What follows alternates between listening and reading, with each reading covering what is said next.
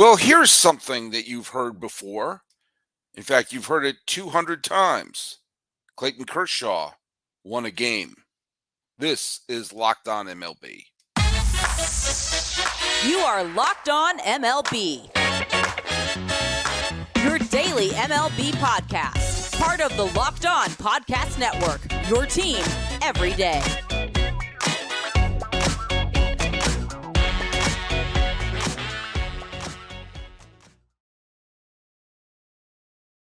Hello, baseball fans, and welcome to Locked On MLB, part of the Locked On Podcast Network, with your team every day. This is the daily podcast. We talk about all of Major League Baseball. I am your host, Paul Francis Sullivan. You don't believe me? How could I get this lower third where I declare that my name is Sully? And hey, this episode is brought to you by FanDuel Sportsbook, official sportsbook of Locked On. Make every moment more. Visit FanDuel.com/Locked On today to get started. I am an Emmy-nominated television producer who has been a baseball podcaster for over a decade now, and this is my fifth season as a member here of the Locked On Podcast Network, where it's your team every day. Hey, we had our logo up at Times Square. I thought that was pretty cool. You could follow us at Locked On MLB Pods on Twitter and Instagram. I'm your pal Sully. I'm at Sully Baseball on Twitter, Sully Baseball Podcast on Instagram. Yeah, I'm flying solo today. A lot of times I have guests on. We talk about stuff, but this is another solo trip for me. The Dodgers won. They beat the Mets, and it's one of those games when you look at it, it's like, wow, circle that game because it's a matchup between two teams that a lot of people are probably picking to go to the one of those teams to go to the World Series. And the Dodgers obviously have had a great year, several great years in a row. The Mets have huge expectations, and it was a nice old-fashioned Clayton Kershaw game. Maybe not one of the games where he went 9 or something like that, but he wound up. I mean, he had a great game. He pitched 7 innings, all shutout. He struck out 9, and he walked none. And for Red Sox fans, you say, oh gosh, which member of the 2018 Red Sox came up big today? Well, today was JD Martinez, who went 4 for 5 with 2 home runs. The Dodgers have had a weird up and down start of the season, but they're at even 500 right now. And who are we kidding? The Dodgers are going to be fine.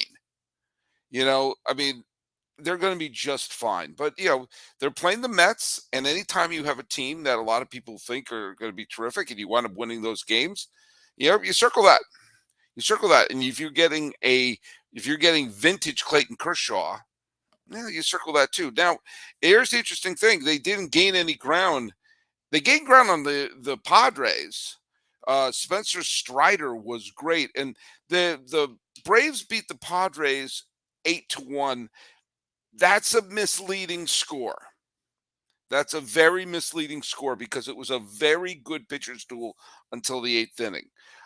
Snell pitched fine. It was 2-0 going into the 8th inning, it was 2-0 going to the 8th inning, and then Braves scored 3 in the 8th, 3 in the 9th. Olsen hit a 3-run home run. So if you looked at it, I said, oh man, the Braves blew the doors off the dump in Petco. It was just the Padres bullpen had a bad day. It was actually a very well played game up until that. But hey, that's Padres are now 3 games under 500. But you remember all that fascination everyone had with the Rays and the huge great start that they had.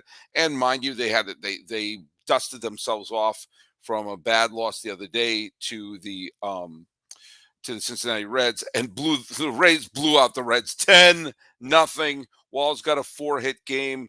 Taj Bradley, another great pitcher, fits right in. So don't worry, the Rays are doing just fine. But the hottest team in baseball right now are, say it with me, the Atlanta Braves, who are having an 8-game winning streak of their own. It may not seem as impressive because it didn't start right at the beginning of the year. So, gosh, they're 8-0, but here they are. And what have I said? What have I said all year, every year? It's never the wrong time to go on a big winning streak. And the Braves have won more than a week of games in a row, and not against chumps. They went to San Diego. They're the road team. And so, even with the Mets having, they won some big games recently. They had a big win the other day against Los Angeles. They have they have a winning record. The Marlins had won back to back games, and they have a winning record right now. But the Braves right now 14-4. Compare that to Tampa Bay's 15-3. Just one game separates those two teams' start. Everyone in their moose was looking at Tampa Bay's start because the number was at 13-0 at one point, or 14, whatever the hell it was. But the Braves' start is almost as impressive. It's almost as what's the word I'm looking for? Almost as impactful.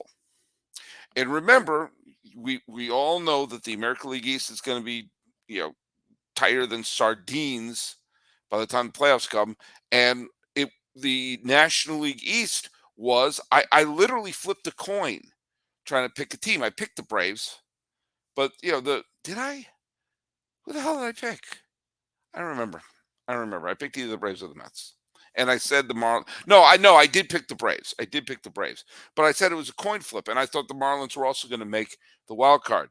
Well, look if it gets that razor thin towards the end, I know it's early, but as I said, you look back to now, the fabulous start that Tampa had and the fabulous start that Atlanta has, may be the difference between the two. You just have to go to last year.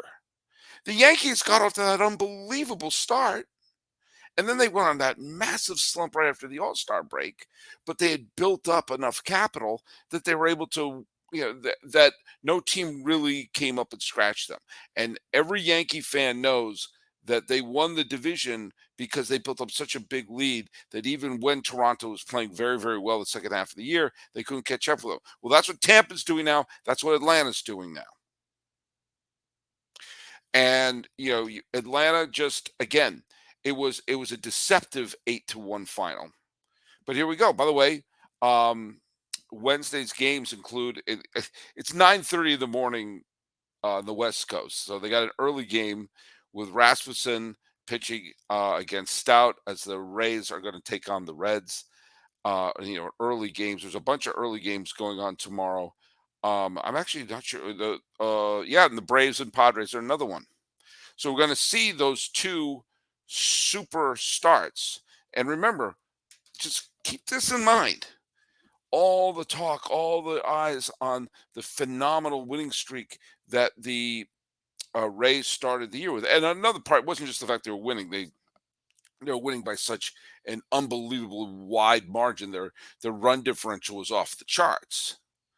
But the fact of the matter is that if these two factors, if the Rays happen to lose, and it happens, especially, day game after night game, maybe a team is groggy. If the Rays happen to lose, and if the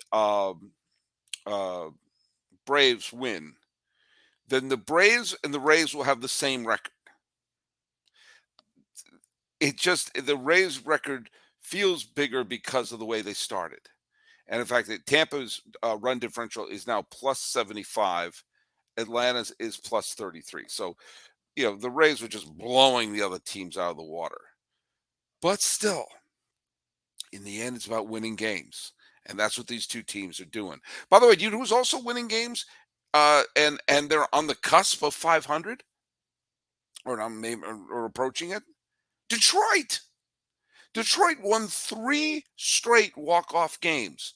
They are now on a 5-game winning streak. Are the Tigers good? I don't know. They're getting timely hitting.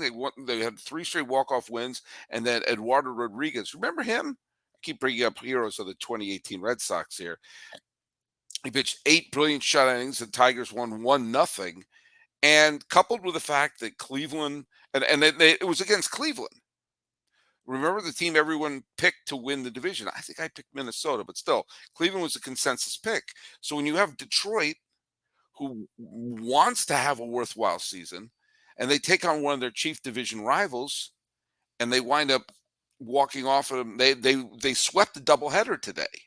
They had a walk-off win in the early game in the opener, Eduardo Rodriguez throws the 1-0 game in the nightcap.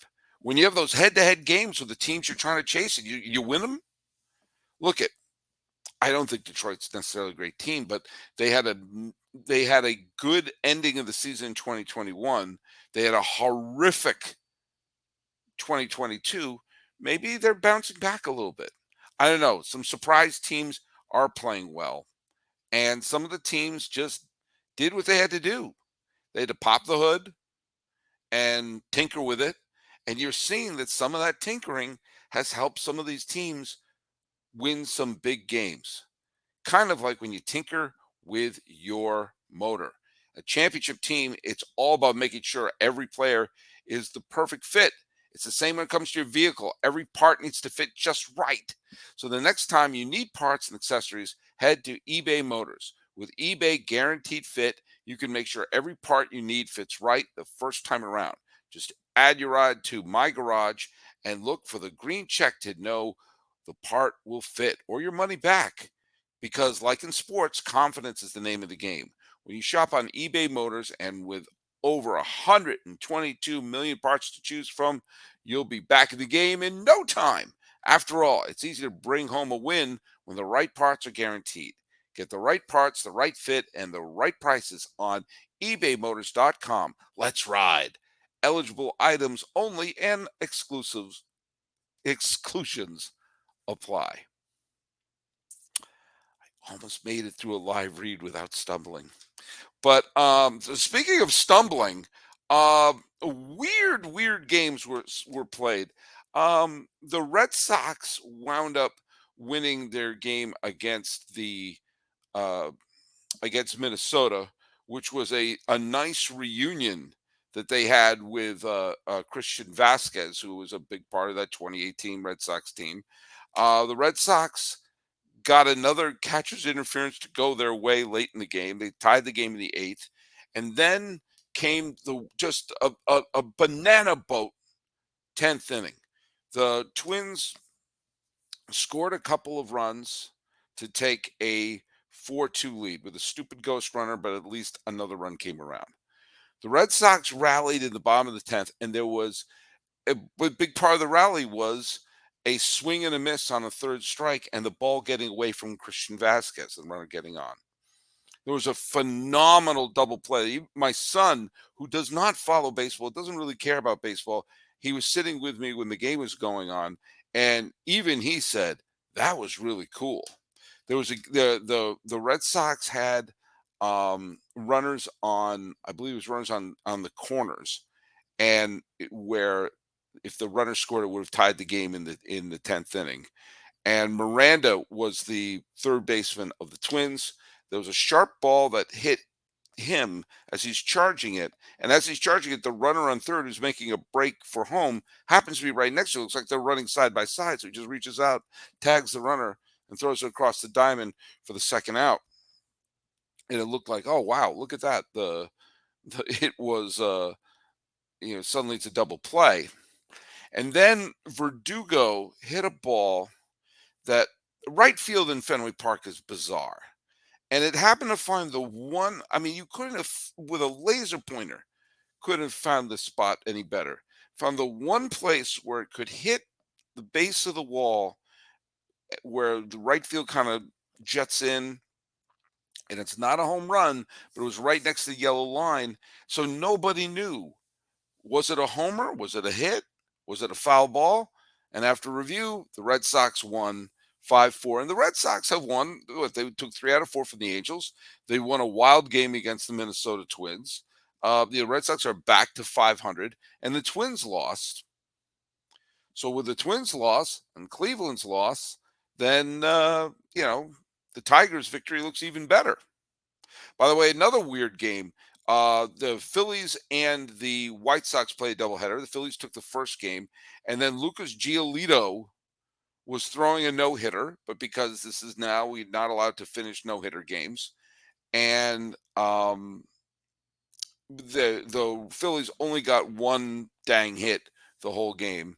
So the White Sox, who are off to a kind of a disappointing start, got a big win against the Phillies. Listen to Locked On Yankees. Stacey Gotsulia's covered what I was about to say about them, but uh, the Yankees rotation is showing some wear and also some tear. Uh, Clark Schmidt pitched terribly. Didn't get through the fourth inning. He let up 4 runs in 3 2/3 innings in the game against the Angels. That included a home run by Shohei Ohtani, 2 hits from Mike Trout. The Angels pitching wasn't that great either, but the Yankees wound up losing that game. And the Yankees are off to an okay start, but there are cracks in the armor of their starting rotation.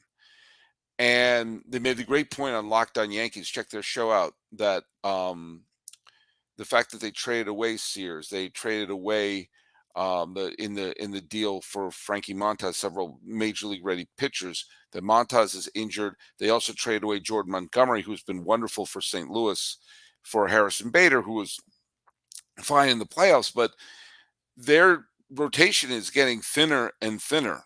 Once again, these games count, and if you're having to go to your bullpen in the fourth inning every dang day, it's eventually going to catch up.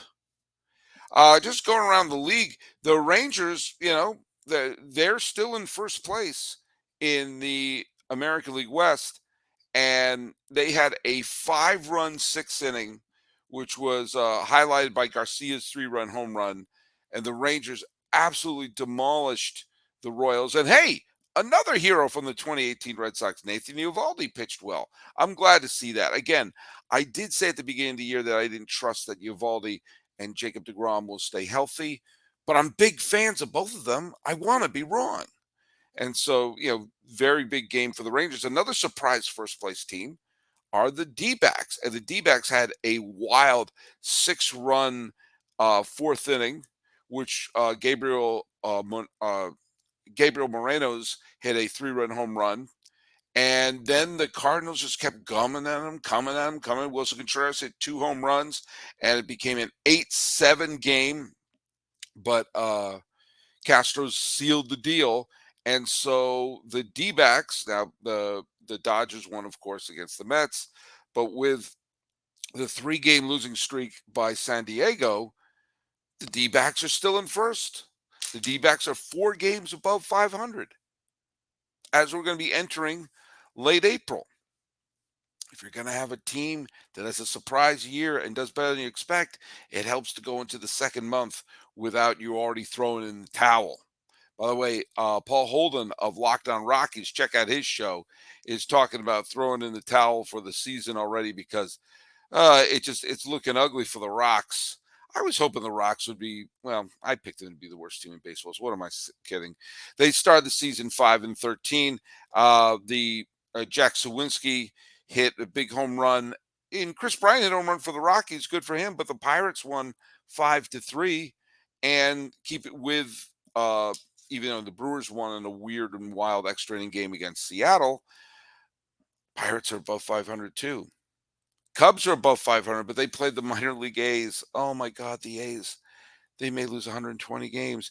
It's funny, and I'll talk about this in the third segment because I got a couple of responses to some of my thoughts about David Ross. They haven't lost since I said they should fire him. You're welcome, Cubs fans. But yeah, the A's and the Cubs were scoreless into the 8th. I remember checking. I wasn't watching the game, but I kept seeing like, "Oh, look at the A's!" And I made the prediction at the end of the year that there would be a scrappy team, that there'd be a team that would, may not win a lot, but they would give teams fits. Yeah, they gave them fits, all right. They let up a 4 spot in the 8th, and were shut out again. They have a negative 76 run differential. They've lost. They are the anti-Rays. They are the anti-Braves. They've lost 15 of their first 18 games. They're not playing 170 ball at this point. Yeah, it's kind of sort of sad. But the Pirates won, and with that, they're staying as relevant as they can. So look at if you want to go into May and be a surprise team, don't be like the A's. They're cooked. Don't be like the Royals. They're cooked. Don't be like the Rockies. They're cooked.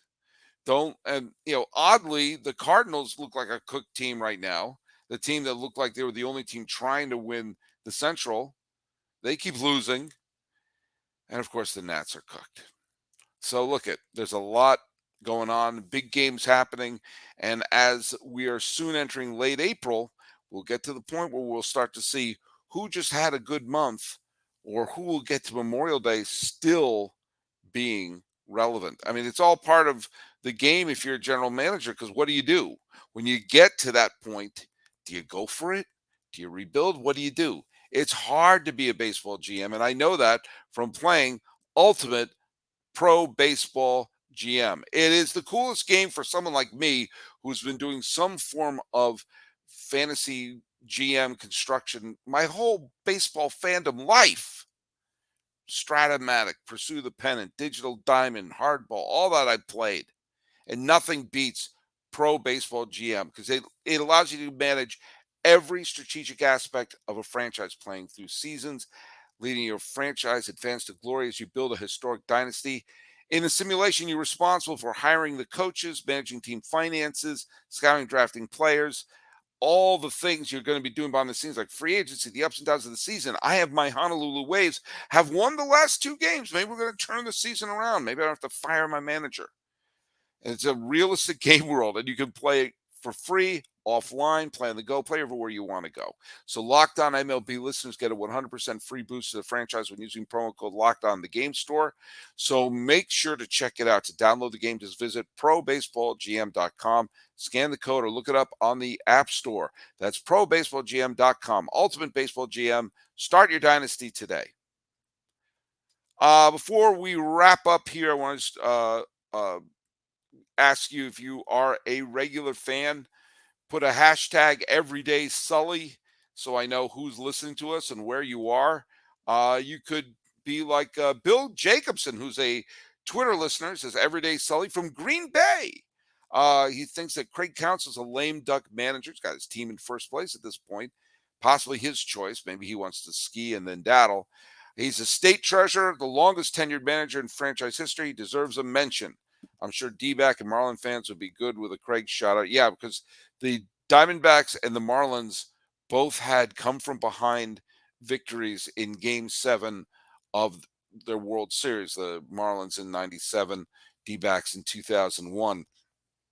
And Craig Counsell was part of both rallies. He scored the World Series winning run in 1997. He got a key hit by pitch in the ninth inning rally in 2001. What do you know? And he's the Brewers manager. There was a couple other where I had one other. Kyle King. I know you've been listening to the show for a long time. He wrote Everyday Sully. He's catch up on my podcast. I just got back from Thailand. Want to make sure I let you know I listen to every episode, even when abroad. Oh, I love knowing that there are people in Thailand, even if it's just you traveling, Kyle King. Hey, Amos George is an Everyday Sully listener, and he's in Sydney, Australia. Good to hear you. And I know my buddy Marcel, aka Cubs fan with an 8, is somewhere out in the land listening to our, and I know because he agreed with me about David Ross. He thinks that David Ross shouldn't be the manager. And also a YouTube commenter named Scott E says, I couldn't agree more about Ross. Loved him as a player, but he's a terrible manager. Time to let go of 16 and look ahead for the next Cubs contender. Well, you know what? I've cursed him to winning. I didn't think he was the right man for the job. Oh, let me get rid of this lower third. Sorry about that. Didn't think he was the right man for the job. But alas, the Cubs are on a nice little 3-game winning streak. The Oakland A's just cures all ill, don't they? It's unbelievable that at one point they were above 500. They started the season 1-0. Remember they won that stupid game against Shohei Ohtani. Well, it's going to take a while to get them back to 500. So please, if you're listening to us and you're and you want us to. You want to mention, let me know where you're listening from and give me hashtag Everyday Sully. There you go. Put that hashtag, whether it's on YouTube or on Instagram or on Twitter. Let me know. Let me know. Full slate of games happening on Wednesday. It's going to be fun seeing. I love it when an unexpected team does well, and I would love to see the Pirates do well. I just love to see the Pirates do well. I've always had a soft spot in my heart for the Pirates. They're a team that no one gives a chance to. Oh, I'd love to see them do well. But we're going to see. We're going to see which teams are for real and which teams are just having a nice few weeks. And we're going to see if the Braves could catch the Rays for the best start, at least in terms of win-loss record. Hey, I want to just thank everyone, especially my everyday Sulliers, for making us your first listen every day. I love doing the show. We are going to be talking with Nick Morawski of Locked On Chicago White Sox coming up very soon. And we'll also be talking about the Blue Jays in an upcoming episode as well. And again, if you have anything you want me to talk about or cover, just send it to me via Twitter at Sully Baseball or Locked On MLB Pods on Twitter or on Instagram.